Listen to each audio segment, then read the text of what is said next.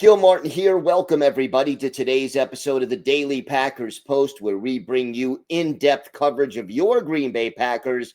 We have new videos dropping every day, Monday through Friday. So hit the like button and subscribe so you never miss an episode. Today, we're going to break down one important difference that we saw from the Packers in their season opening win against the Detroit Lions, a game that the Packers won by 14 points, but to be honest with you, the game wasn't even as close as the final score. It was a statement game for the Packers. And this one thing that they showed, I think, yeah, it's only one game, but it really bodes well for the upcoming season if you break it all down.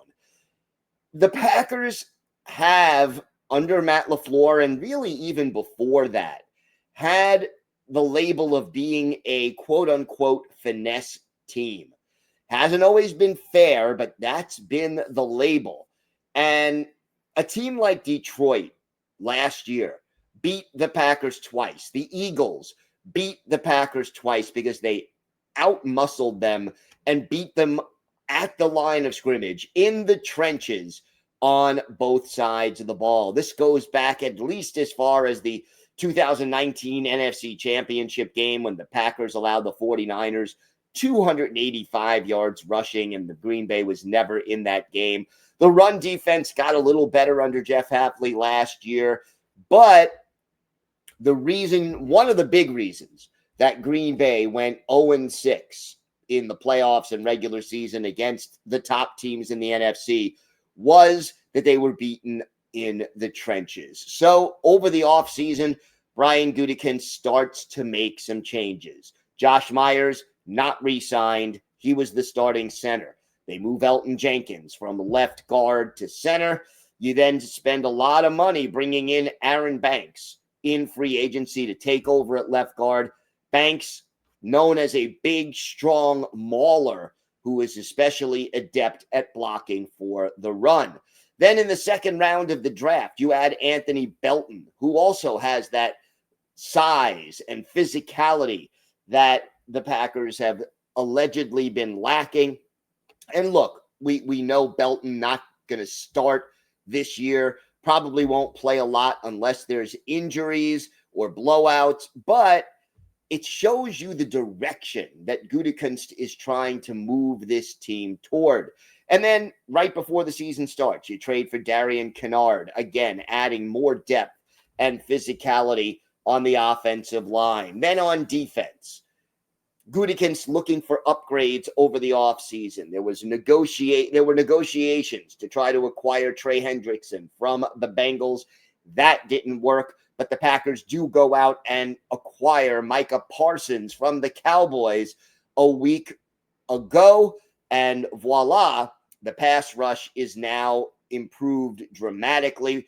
Parsons, one of the best pass rushing edge rushers in the game. You add Parsons, Rashawn Gary, and Lucas Van Ness, you've got a formidable pass rush, and that doesn't even take into account Devontae Wyatt and Brenton Cox and Kingsley Enagbare. Yeah, the Packers did include Kenny Clark in the Parsons trade. They didn't re-sign TJ Slayton. So, yeah, there was a little concern about the run defense, especially in the middle of the field heading into the season. Well, how did things go in week one? The matchup in the trenches, which Detroit dominated last year, it flipped. The offensive line protected Jordan Love extremely well. Love was not sacked, and the Lions had only 2 quarterback hits. Meanwhile, Jared Goff sacked 4 times, hit 9 times, pressured throughout the day. Goff couldn't get the ball downfield. He averaged just 5.8 yards per attempt and only had 1 completion all game of 20 yards or more. And the run defense, Colby Wooden fills in where TJ Slayton was last year. Only his second career NFL start. Wooden had a career day, 6 tackles, and Detroit averaged only 2 yards per carry. Now, the run blocking against the Lions, not a great game. Josh Jacobs Did, though, manage to gain more yards after contact and had a solid second half to allow the Packers to put the game away. But yeah, the run blocking could have been better. Yes, it's only one game.